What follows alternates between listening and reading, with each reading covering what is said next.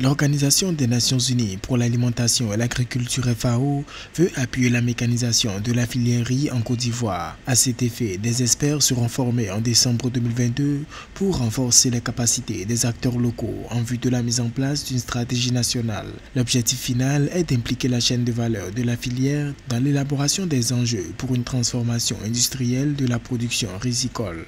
Déjà, il faut noter que la Côte d'Ivoire met en œuvre depuis 2012 une stratégie nationale de développement de l'agriculture. Et cette stratégie avait pour objectif principal de permettre à la Côte d'Ivoire de couvrir ses besoins nationaux en riz et de permettre à la Côte d'Ivoire d'être un pays exportateur à l'horizon 2020.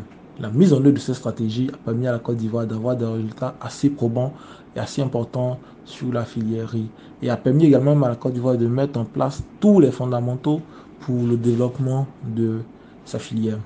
Selon Yacouba Dembélé, chargé de la mécanisation à l'Agence pour le développement de la filière riz en Côte d'Ivoire, ADERIZ, il existe une mécanisation insuffisante et l'une des problématiques réside dans les opérations post-récolte, considérées comme un maillon faible du dispositif de mécanisation. Parce que déjà, il faut noter que l'activité risicole est une activité assez pénible.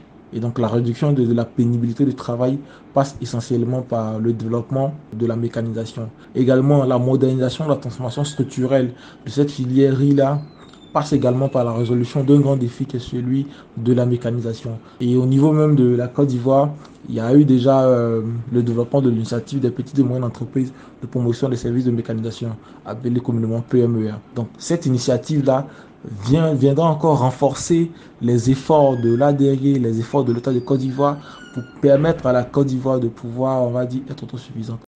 Notons qu'en Côte d'Ivoire, le besoin de consommation nationale est de 2 millions de tonnes de riz blanchi, soit 84 kg par habitant. Le pays produit en moyenne 1 200 000 tonnes de riz blanchi par an, équivalent à 60% de couverture fournie à 80% par le riz pluvial.